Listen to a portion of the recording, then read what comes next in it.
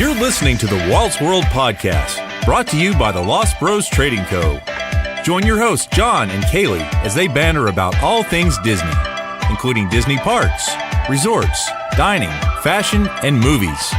They'll keep you up to date with the latest Disney news and rumors, and they'll share their best tips and insight to make sure you have the best Disney vacation possible. So to all who tune into this happy place, welcome. It's the Walt's World Podcast. What's going on, friends? It's Tuesday, July 10th, 2018, and this is episode number 12 of the Walt's World Podcast. I'm your host, John, and with me, as she is every single week, my awesome friend, my co-host, Kaley. Hi, everyone. Hi, Kaley. How are you? Doing good. Nothing to complain about. How are you? I'm good. Did you have a great 4th of July? Yeah, the 4th of July was really good. The 3rd of July we can talk about later, but... Uh-oh. Yes, that's on our list to talk about, for sure. 4th of July was great. This episode is going to be kind of like a hodgepodge of just stuff. We're talking updates in terms of some information about the EPCOT 2018 Candlelight Processional narrators have been released. We're going to talk about the Guardians of the Galaxy show there at EPCOT as well. Talk about the 4th of July or 3rd of July experience for Kaley. We're also going to do a little review of The Incredibles and talk a little Ant-Man and Wasp. I'm going to do my best to not spoil Ant-Man and Wasp for anyone. So hopefully we'll make that happen. So first off, Kaley, I want to hear your 4th of July / 3rd of July. Tell me what all you did. Okay, so on the 3rd of July... because before the episode that we did with CJ and Greg, I didn't know that they did the 4th of July fireworks at Magic Kingdom on the 3rd of July also. So once I found that out, I was like, oh, well, we should go because we're off. And then that way we can stay. My family was doing a little party barbecue at our house on the 4th. So we go down there and we're just taking pictures, walking around. Like it was just super, casual day. So we get to, the fireworks are at 9:15. So we get to our spot at like 7:45-ish because we had heard that the best spots were in like Fantasyland, Frontierland, and Tomorrowland. You didn't have to be right in front of the castle because it's 360 fireworks. So we decided to go on the bridge that's right in front of Splash Mountain as you're walking to Thunder Mountain. So you get, a view of the castle, but it's the side or whatever. So we're sitting there and we're sitting next to a gentleman the whole time that's with his kids. And then like 30 minutes before the fireworks start, a cast member comes over and says, okay, everybody has to stand up because we're going to start really filling this space in. So, stand up or whatever. Because it was like they had part of it blocked off where you could stand and watch the fireworks, and the other part was a walking lane. So they needed to get it filled or whatever. So we were fine with that. We were right, on the front so we could lean on the little bridge. Like it wasn't a big deal to stand up. Well, across the way, while Cheddar Biscuits and I had been waiting there for like over an hour at this point, there was 2 older people in little motor scooters, waiting, and we didn't know that they were like thinking they could watch the fireworks there. So the cast member told them to come up in the area once everybody stood up, and then came along their big family, and that was fine because there was plenty of room. But then the lady that was in the not ATV, whatever. She was in a full all-terrain vehicle. Whatever the little motorized scooter is called, gets up with her 2 grandkids, and there's a little space in between Cheddar Biscuits and the guy that we were standing next to or sitting next to for the whole time that we were in our spot. So she squeezes her way in there. In the little area thing? That's in between Cheddar Biscuits and the man that we don't know. In her little car thing? No, she got out of the car. The car was parked. She got out of the car. So this story gets really confusing because I don't know who I'm more mad at, but I was mad at a lot of people in the moment. So she squeezes her way in, and like I said, we had to stand for like 30 minutes. The gentleman next, and I let these little kids come up next to me because there was plenty of room once we all stood up, so they came up next to me. The gentleman on the other side of the older lady turns his back towards her and starts pushing against her. Pushing against her grandkids, pushing against Cheddar Biscuits, pushing against me, pushing into the little kids next to me. The dude you've been standing by this whole time? Yes. So I back up because I'm like, I'm not gonna smush these little kids. Like, I'll back up. And Cheddar Biscuits stayed there like so strong, so firm. He's like, I'm not letting this guy move me. The two grandkids got squeezed out. And my whole thing here is there probably would have been room for just the grandkids, but the grandmother had to go up and she was like back to him. Like, it was like a full on battle. Like, they're pushing each other back and forth. The grandkids are crying. So it was, and this is all before, kind of right before the fireworks are starting. USA. Yeah. So then the guy keeps pushing again because he would do it in like spurts. The grandfather in the motor vehicle scooter thing stands up and says some very inappropriate words for Disney to this guy. And then the guy's like, oh, I'm not moving. I've been here for, over an hour. I've been sitting here for hours with my kids. Like, I'm not moving. She's coming up and like pushing me to get in. I'm not moving. And then another girl, like from wherever, butts in and, starts saying stuff how, oh, we're celebrating America. Like, okay, you Let's don't all need be friends. Yeah, that's exactly what she was like. So I really hope nobody that like was in this scenario with me is listening to this. There's no way they're listening. There's no way. We got like 12 people that listen, so the chances of them being one of those, that's not true. More than 12 people listen, but anyways, so he stops for a little bit and then does it again, and this time the son pushes through the motor vehicles and gets in the guy's face and says, do not push her again. And the guy's like, I don't want to fight you. I don't want to fight you. I've been here. I'm not moving. Yada, yada, yada, yada, yada, yada, yada. And so at this point, the fireworks were literally about to start. A cast member comes over and is like, you guys, she told the guy, she's like, don't put your hands on anybody. She's like, I don't care if you've been here for how long, you don't put your hands on anybody. Like, you're pushing her and you're pushing into everybody else. So, because me and Cheddar Biscuit stayed quiet this whole time. And let me tell you how hard it was for me to not be like, bleep, bleep, bleep, bleep. Why did you not film this? I don't know. I guess I should have, but I was just like so annoyed during it because I just wanted this day to like go so well and this like experience, and it just wasn't. So then another cast member comes up right when the fireworks are starting and is talking to the guy, and I'm like, dude, like, the fireworks are starting and I hear you in my ear talking like this is just so annoying.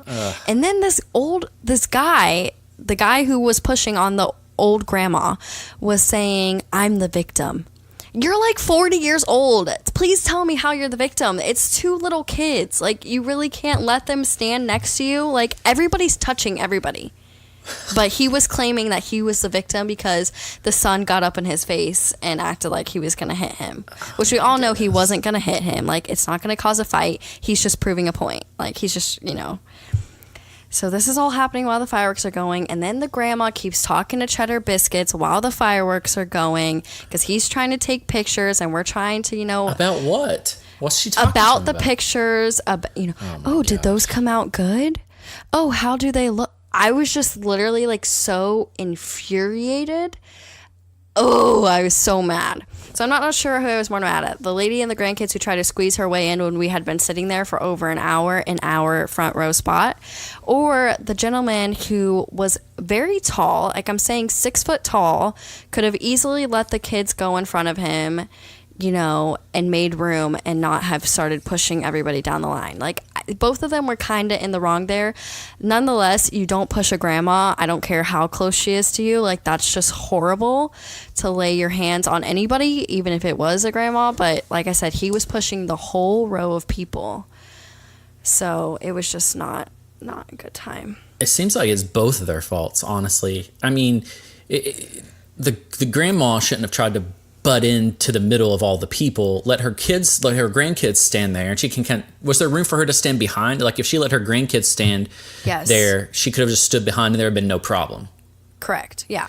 So the grandma's at fault, but then the dude, there is no need for him to be pushing people around. Like, I understand. I've been there. I've been frustrated, like, waiting on something for a couple of hours, and then someone just, like, comes in and tries to weasel their way between you and someone else, or get in front of you, and being somewhere all day. I mean, they'd probably been there all day dealing with the crazy crowds and just the frustration of it all. No, I completely get it. And Cheddar Biscuits and I were annoyed too, because we got to our spot. It was literally us and the gentleman that was pushing and his kids there early on. But at the same time, it's like, you literally look like such a butthole in front of your kids.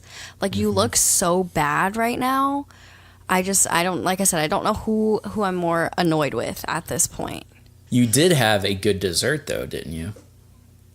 Prior to the fireworks, you did eat something special. Oh, I did. I was like, wait, did I? Yes, I had the donut sundae at the Plaza ice cream parlor on Main Street. So good. And I had it with the flavor of the month, which was coffee. It was amazing. It had hot fudge.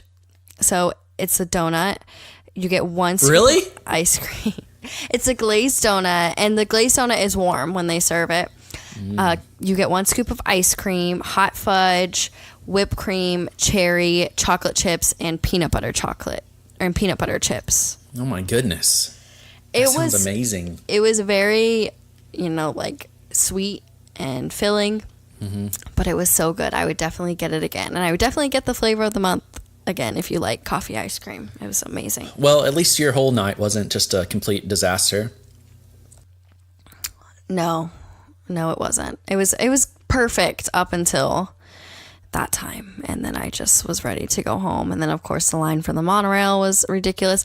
And then I saw on the 4th of July that they were offering, like, happy hour prices for, like, treats around the park to stop the monorail crowds. And I'm like, where was that last night when I could have been 50% off at, like, Pinocchio's Village House? At Gaston's Tavern. I could have been chilling with awesome. some snacks. That was a great idea. That's an incredible idea that they had. I don't know. I don't know if it helped. I would assume it would, but I wish they would do that more often on big event nights. They should do that to kind of slow down the crowd. It makes perfect sense. It was ingenious. I was super jealous. No matter what, that monorail line to the Ticket and Transportation Center is always insane after the fireworks or at the end of the night. So, I mean, there's no way to not have it be insane, though. Right. There's no way. Thankfully, it did move very quickly, though. So, I mean, it kept moving.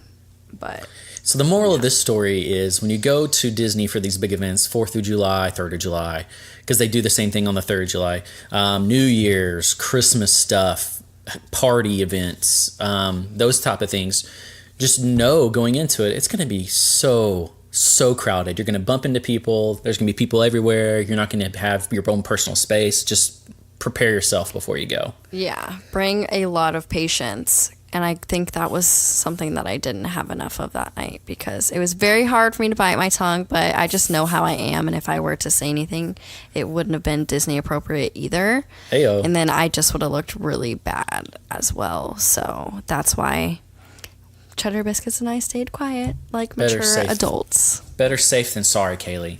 Very proud of you. Thank you. Very proud of you for not going all Jerry Springer on somebody at Disney World. Okay, so let's switch gears here a little bit and talk a couple little movie reviews.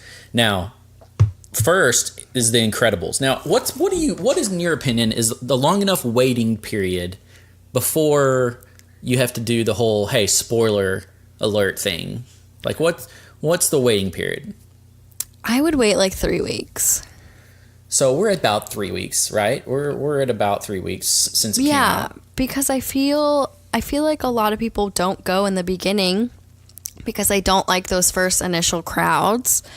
And, you know, people just have obviously life that goes on and they don't always have time to go to the movies. So I would say like 3 weeks to a month is plenty of time to talk about it. So we're just going to do our best not to spoil anything. How about that? We're just going to do our best.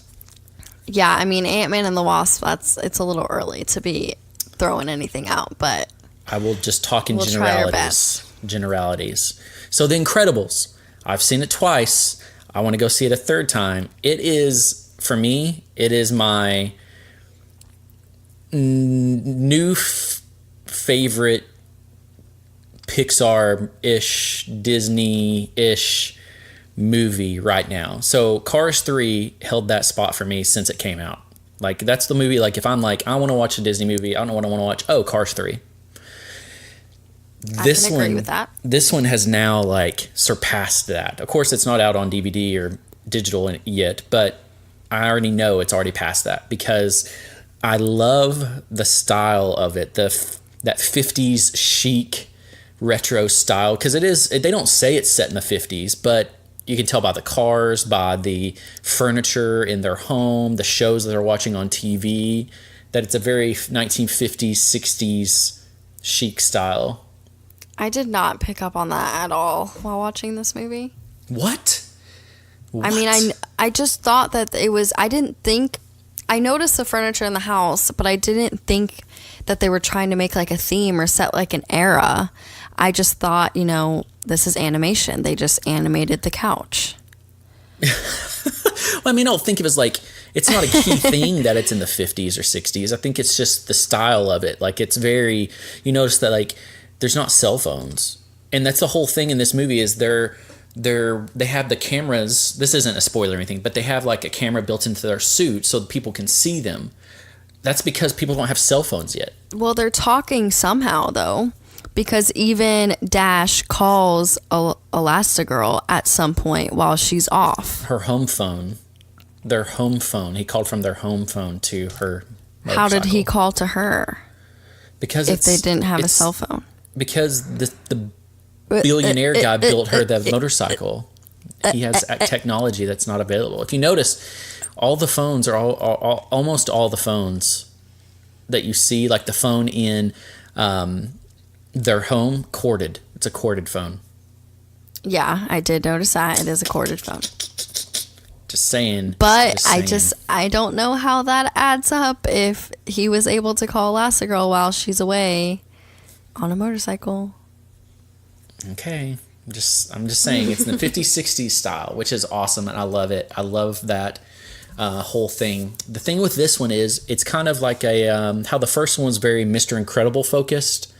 This one's very Elastigirl focused, which is fun and refreshing. I love. It's very woman empowering, mom empowering movie, which is fun. But but Mr. Incredible is such a little. Oh my gosh, he is so funny in this though.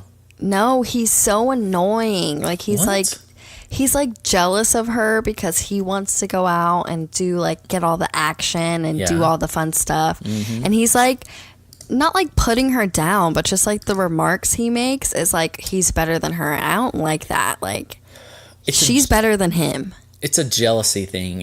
He wants to be the superhero. He wants to feel needed. That comes from the first one. He never felt fully complete as an insurance salesman, and that's why he wanted to be a superhero still and do those things. And that kind of carries over into this, where he's having to now take a back seat and be the stay-at-home dad.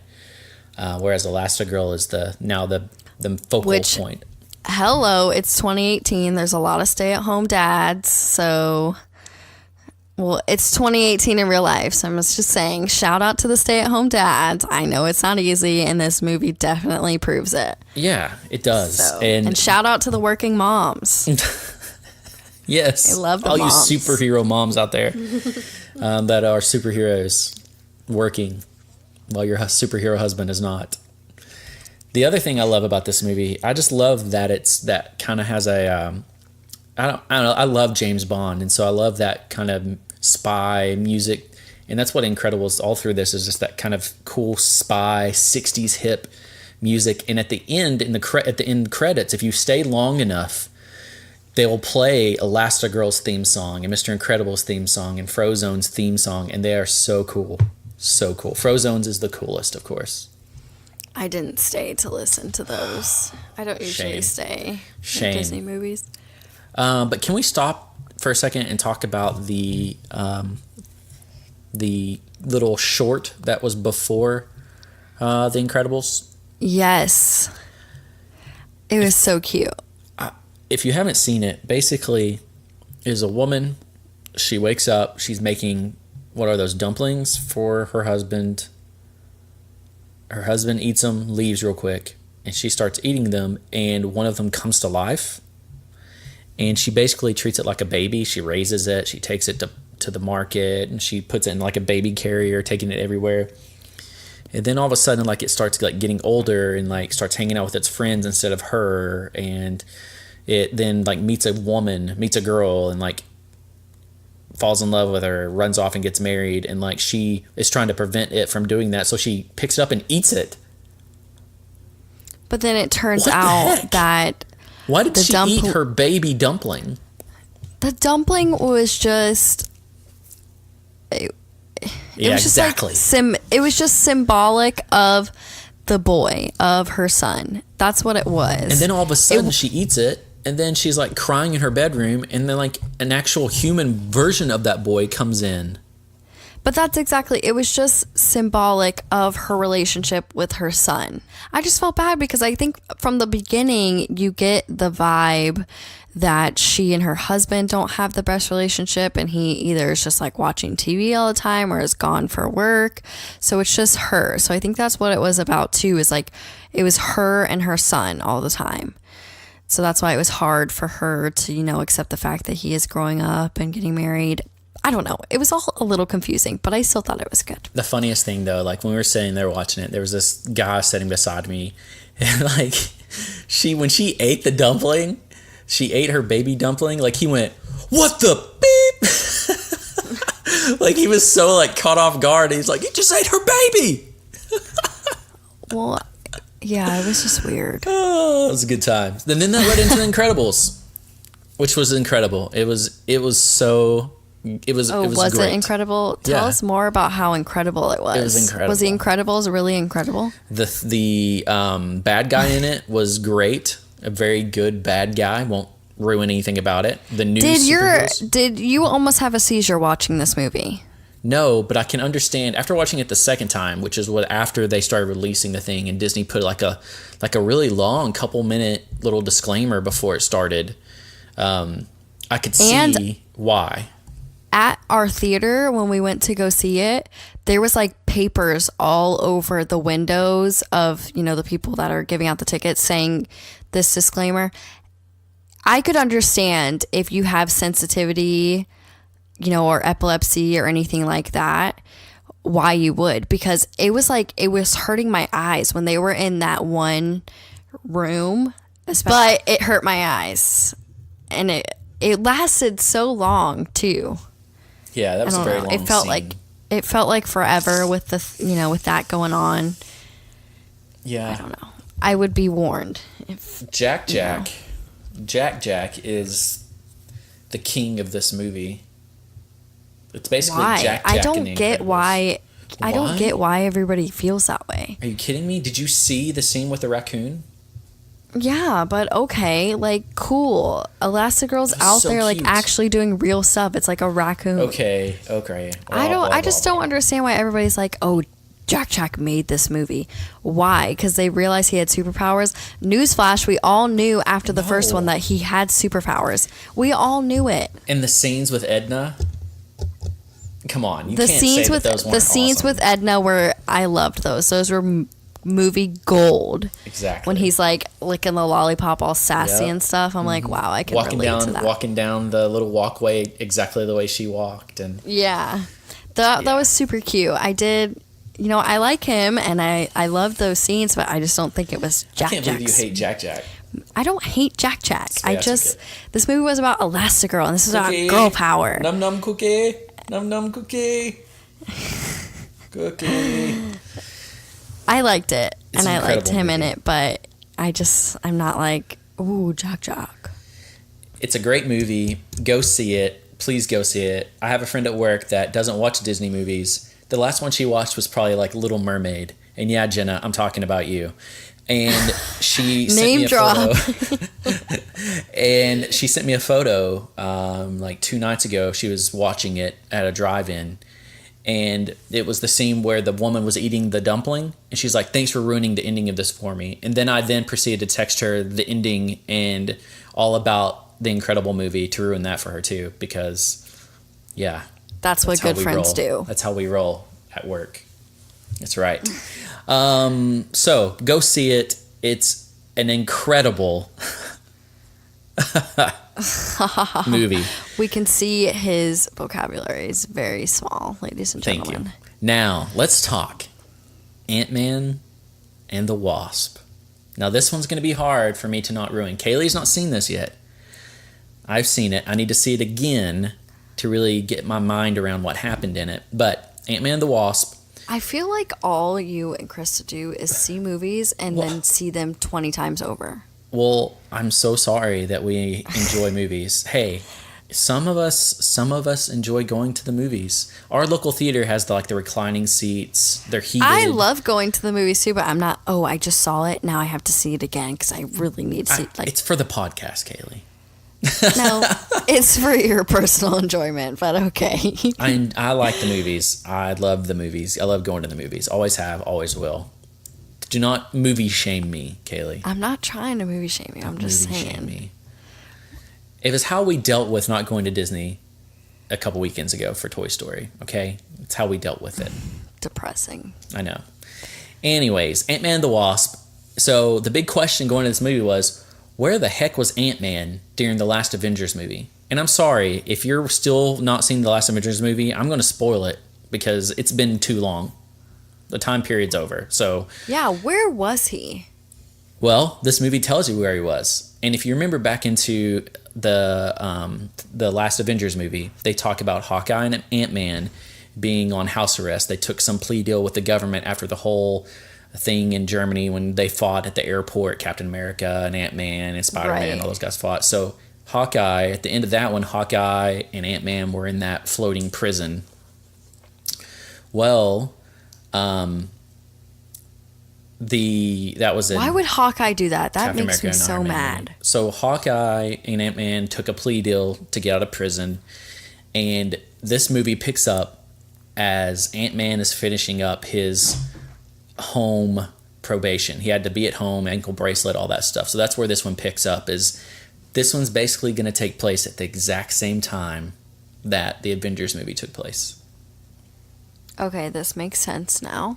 That doesn't spoil anything. I'll just tell you that. That doesn't spoil anything. Because this one, they do not even acknowledge the last Avengers movie in this movie at all. Until they don't do it in the movie. So, it's basically kind of like a standalone movie. And it's really nice because the last Avengers movie was so depressing, right? The whole movie was just like heartbreak. Because you knew what was going to happen. Yeah, I feel like that movie was so predictable. But it was still so hard to see those characters just disappear. Yeah, I'm really excited. When Sorry, Spider-Man this is not disappeared. about Ant-Man and the Wasp.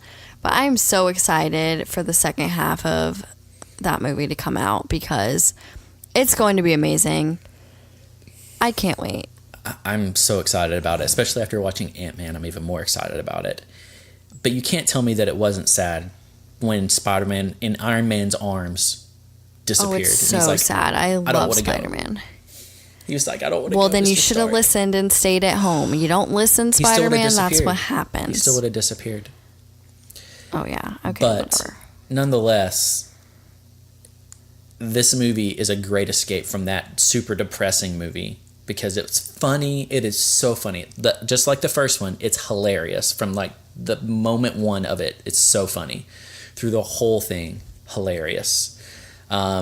The villain in this movie, there's kind of a couple of different ones, but the main one is a really good villain. It's a really cool character. The shooting of the editing of the character is really cool. Just the cinematography of this movie is really good. So if you're into that kind of thing, you'll definitely like this one. Of course, Ant-Man has his jabs in there, his funny little anecdotes and that kind of thing. And of course, his awesome friends are still in it. The ones that helped him break into PIM Labs in the last one, they're still in it. So you're going to get some great stories throughout it, which is just one of my favorite things of the whole movie. I was more excited about hearing some of the stories than I was the actual movie itself. But basically, I'm not going to give anything away, so no spoilers, but stay to the end of the movie. Watch all the credits. That's how Marvel does. Don't get up and leave. There's a scene after a couple of minutes of the credits, and then there's a scene at the very end of the credits as well.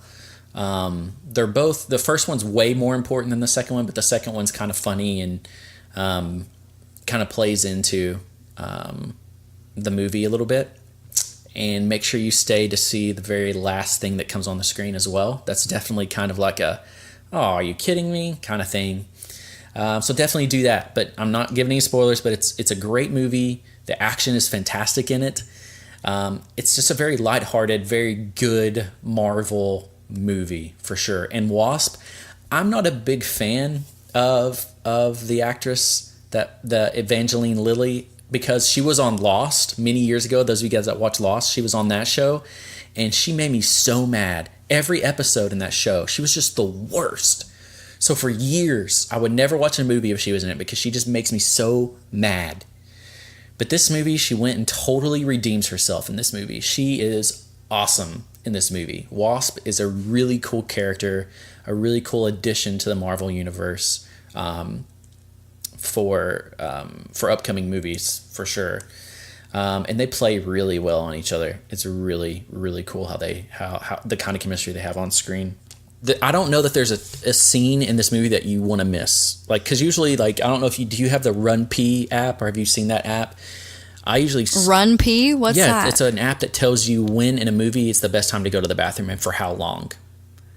So that's give you, like, amazing. A specific phrase then the movie, and that's kind of like your cue to go. Cheddar Biscuits and I need that so bad because it's so often that, okay, even after we saw Avengers, we couldn't even hold our pee to watch after the credits to see into the next, what was going to happen next, because we were holding it for so long. So I need to check that out for us, because I'm in pain sometimes when I leave theaters because I've been holding. Oh yeah, recently I've been that so way too, for sure. Because you just like don't want to get up and leave. And even honestly, even if I did have that app and they told me a good time, I still don't think I would leave, because it tells you what happens want to see it during all. that time as well.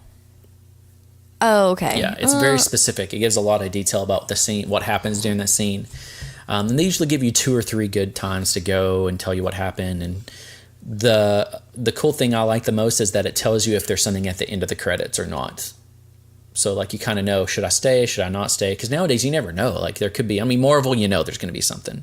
But other movies, like, should I stay? Should I not stay? And if there's not anything after the credits, it'd be nice to know that. And that's one thing they do. They let you know, hey, there's something at the end of this movie, you need to watch it, or so whatever. What is this called again? It's an app. app. Run P. Run P. Mm-hmm. Okay. We're not sponsored by them, but it's a great app. That's an interesting name. Yeah.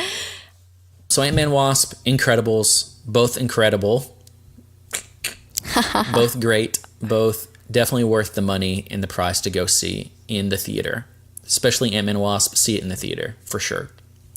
For sure. And yeah, stay. I think Cheddar Biscuits and I are going to see it on the Tuesday that this episode is launching. That, and we really want to see Jurassic World, non-related to Disney, but Jurassic World is good. If you're expecting it to be like the last one, it's not at all like the last one. It's very dark. It looks very scary to me. It's a very scary. It would be a great house, Kaley, for Halloween Horror Nights. Was Krista scared? No, she liked it.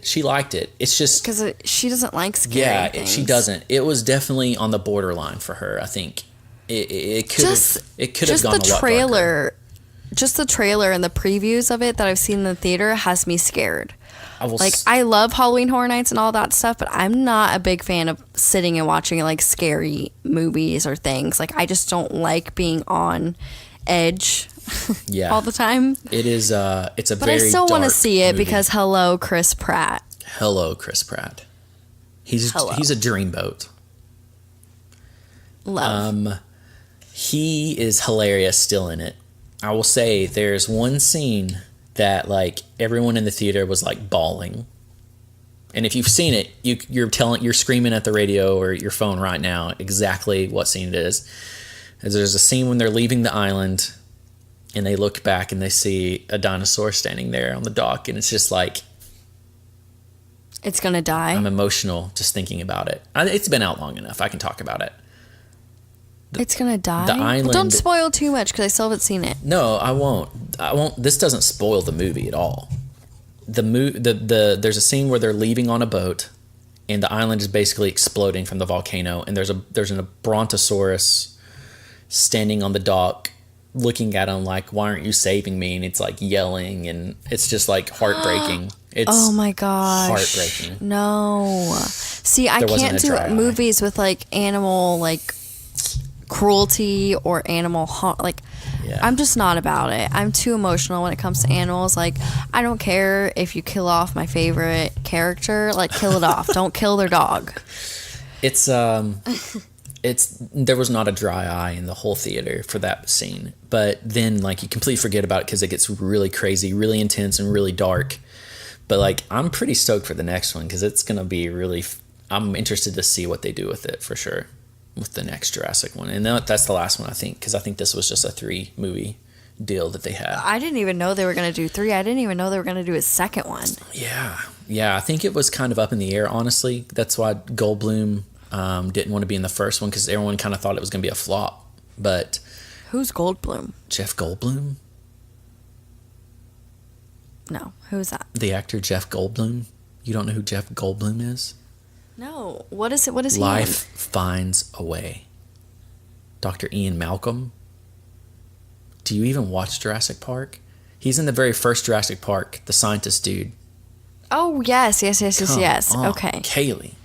And he's in this one. He's in this one a little bit. He's awesome. I love him. Don't be rude. I love him. But Jurassic World is great. He's like a bad guy, though. No, he's a good guy. Oh, okay. Thor Ragnarok, he was kind of a bad guy. Oh, yeah. I remember him from Thor. Okay. Yeah. Hilarious, though. We were watching that today during dinner, actually. Anyways, but Jurassic World, super dark. It would be an incredible Halloween Horror Nights house. Like, it would be so crazy. So crazy. I want to go. I wish we could just talk about Halloween Horror Nights for forever on here, because I could talk about it for We will days. do an episode. We're gonna deviate. We'll do one episode, Halloween Horror Nights. This is gonna be the first year that I've gone to Halloween Horror Nights. I'm doing it. Krista's Are you gonna come with Cheddar Biscuit tonight? Yes, Krista's not gonna go, but like I'm gonna go. She's gonna do Disney that night because she's not into all that. But I'm gonna go. I wanted to go last year, and I don't remember why I didn't, but I cannot wait to go this year. We're gonna have so much fun. I get so scared though. Like, you're probably gonna get annoyed like Cheddar Biscuits does, because I get scared, but like I love it. I cannot wait for the Stranger Things house. That's the one house I cannot, like, I'm so excited about going. I didn't even watch that show because the first episode scared me. What? So it's not scary. The first episode was like scary. So creepy. It's such a good show. Anyways, wow, we went super universal right there for a few minutes. I'm so sorry, people. This is a Disney podcast. We went super universal. So next thing, Kaley, let's talk about the latest news that had come up just a couple days ago. The 2018 Candlelight Processional narrators and dining package details were released. So not all of the narrators were released, but some of them. And so you've got some of the normal ones. And let me start here. If you're not familiar with what the Candlelight Processional is, It's basically is presenting the traditional story of Christmas with a 50-piece orchestra, a masked choir, and a celebrity narrator. It's usually performed 3 times a night during the holiday season at the American Gardens Pavilion Theater area there in the America Pavilion. It's always extremely crowded at all 3 showings. So one of the way that people always guarantee they get a ticket or get a seat is to do the dining package, where you're paying for dinner, and then you get a seat, a guaranteed seat for the show. So some of the more notable names this year, of course, you have Neil Patrick Harris, who does it every year, who is like, wait for it, incredible. And Whoopi Goldberg, who's just Whoopi Goldberg, of course. You have Gary Sinise. He's a really amazing actor. Pat Sajak, Wheel of Fortune. That's who he is. That's who he is, yeah. I have not heard good things about him, though. I've heard he's kind of a jerk in real life. Well, doesn't mean he can't narrate. Just what I heard. That's right. As long as he can read, that's all that matters. And he obviously knows how to read because he reads things on Wheel of Fortune, right? At least letter by letter. I'm definitely going to try and see Neil Patrick Harris. Oh, I wonder how early you have to get in line for that. Honestly, Kaley, I would do the dining package. That way you're guaranteed a good seat. We'll talk about that, yeah. And the other big name is Jodie Benson, who is the voice of Little Mermaid. Oh, yeah. She's there every year. Yeah, she's there. Her and Neil Patrick Harris. And then there's some more people. I don't really know who some of these people are. Cheetah Rivera. I hope I'm pronouncing that right. Blair Underwood. That's somebody. Blair Underwood. Edward James Olmos. That is somebody. Olmos. Olmos. Anyways, and then there's several dates that are to be determined. Like last year was Gabby Douglas was there as one of the narrators, which is pretty cool. That is so cool. The Olympian? Yeah. Mm-hmm. Ooh. It's really cool. So that must be like a huge honor. Like, can you imagine Disney reaching out to you and be like, hey, do you want to be the narrator for the Candlelight Professional? I'd be like, heck yeah. I would be like, yo, agent, get me the hookup to do the narration for that. That was if I was famous.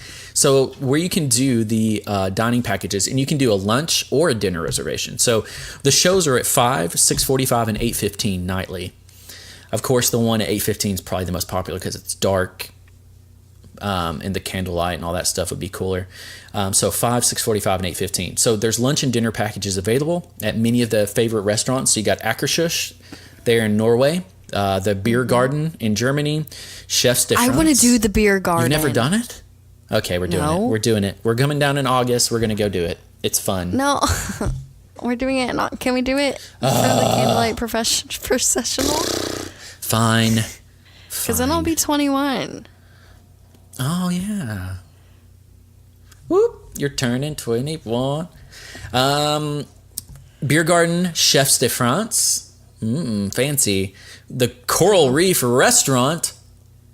Hey, that's a good one. If you like to watch your food before you eat it. Wah, wah, wah. Or if you're just super nostalgic for like old school ABC shows like Full House, Boy Meets World, those were both filmed in that restaurant. A couple of scenes were. Boy Meets World? Yes. They had a whole episode where Topanga was at EPCOT on some school trip, and Corey and Sean go to Disney World. And they ride like Splash Mountain and Space Mountain, and they're like at Epcot. Oh yeah, it's a great episode. It's on Hulu. Check it out. The Garden Grill, obvious choice. Oh yeah. La Hacienda de San Angel, which is the good Mexican place. Thank you. The San Angel Inn restaurant, which is the bad restaurant inside the Mexico Pavilion, which has the best theming though. Nine Dragons, one of your favorites. Restaurant Marrakesh, Spice Road Table, Rose and Crown. There's basically a place for everybody. Tepon Edu, Tokyo Dining, Tutto Italia, Via Napoli. Basically everywhere. Do you have to get a reservation really far in advance for the Beer Garden? Because I feel like I've never seen that on the My Disney Experience app. You do not, honestly. Like every time we've eaten there 2 or 3 times. we've always had an amazing experience. The atmosphere is incredible. If you want to hear a review of it, go the Diz Unplugged. They just did a dining review on it like this past week, and I swear by everything they say. Like, I swear by what they say in terms of their dining reviews. They're always spot on. They do an incredible, really in-depth review of that place, and they had great things to say about it. Chris and I have always had an incredible experience there, always. As long as you like German food, brats, sauerkraut, schnitzel, and yes, all that stuff, which I do. All about the schnitzel. For you alcoholic drinkers, that you have these huge beer steins that you can get that are huge. Do they have the boot where you can't put it down? I don't think so. Like where you pass it around, you have to like chug it. I don't remember that happening. I want to do that so bad. They have it at the local German spot that Cheddar Biscuits and I go to a lot in Sanford, actually, where you guys have been. Mm-hmm. Not really been, but you've flown into. Yeah.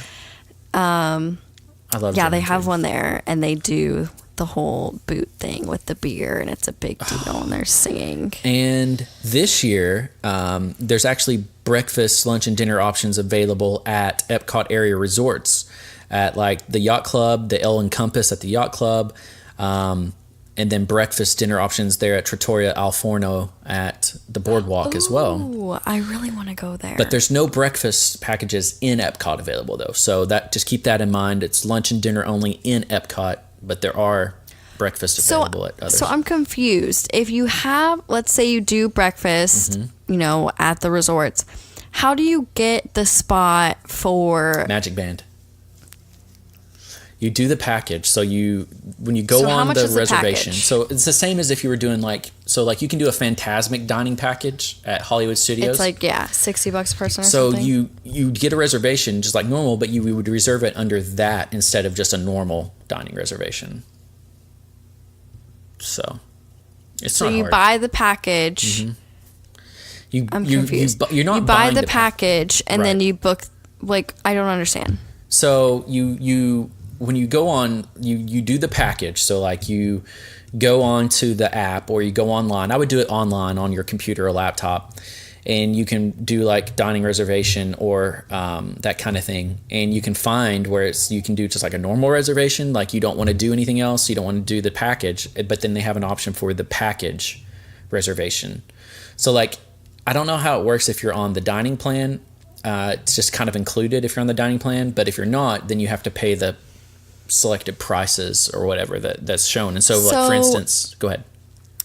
Sorry. With the selected prices, you're not paying for the package. That's you paying for your food and the ability to have a specific spot. Yeah. Right. Okay. So you're paying the whatever it is per person for the spot and for your food. But you pay it when you're there at the restaurant. You don't pay it in advance. No. You're paying it. You're paying it when you're paying for your food. So you're basically just paying for your food. So basically you go get your reservation and then you're like, add the package, package. Okay. They go on sale July the 11th. So they go on sale tomorrow, and so I'll go on and see what that's like and go ahead and get it honestly reserved for Neil Patrick Harris because it's Neil freaking Patrick Harris. But so they have pricing here. Packages start at so because it's based on where you eat and what you get there. So it's not like they have a specific, you can only get this item off the menu. It's not just a specific menu they give you because you're on the dining package. It's, the menu. So they start at $50 per person for adults for lunch, $55 plus per person for adults for dinner. So it's going to be more expensive than a normal meal would be because of you getting that reserved seat. Is it worth it? Everyone that I've talked to that have done it, because every time we've gone, it's always been someone we could care less about hearing talk, honestly. Everyone that we've talked to that does it says that it's their tradition. They always do it because it's that good. If you do it during a really good narrator. Like Neil Patrick Harris is the best narrator. Everyone says hands down he's the best narrator. So why don't you guys let us know? Is it worth it? Have you guys done the dinner package, the Candlelight Processional dinner package before, or have you done the Candlelight dinner Candlelight Processional at all. Let us know if it's cool, if it's worth it. Everyone I've talked to says it is. I feel like you said, it's worth it, and it could turn into a tradition. So I really want to do it. Yeah, it's a really cool. I think it'd be a really cool holiday tradition to do. For Chris and I, EPCOT and during the holidays is a tradition. Just EPCOT, because I love Hollywood Studios. It's probably my favorite during Christmas time. My favorite park during Christmas time. EPCOT is a very close second, just because of the holidays around the world. The vibe, it has just a different vibe than it does any other time of the year too. I love EPCOT during the holidays. The holidays around the world is just, it's amazing. It's so great. And it doesn't hurt that they make Chip and Dale like their mascots for it as well. That always makes everything better, I think. So we'll do that, Kaley. We'll go. Neil yeah, Patrick we should Harris. look into that. Well, tomorrow. I'll just make sure I get us reservations tomorrow for the 4 of us during Neil Patrick Harris. It's happening. It's happening. At the beer garden. Yes, it's happening. We love the beer garden. The only weird thing about the beer garden is they will seat you at a table with people you don't know. So like your group may not be the only group sitting there. So it's kind of weird a little bit. But you know, it's a good way to meet new people, I guess, if you're into that. But some people find it weird. If it was just like when it's just been me and Krista, it's been kind of weird because like they'll sit us with like a family of like 4 or 6, and then like we're the 2 like weirdos, like, and they make you like sit across from the person you know. Like I get it because it's like Oktoberfest, so like there's this whole like community vibe thing. Like I understand it, but how early do you have to get to the processional with your magic band to get a good spot in the good area? That's a great question. I don't know. Oh, really?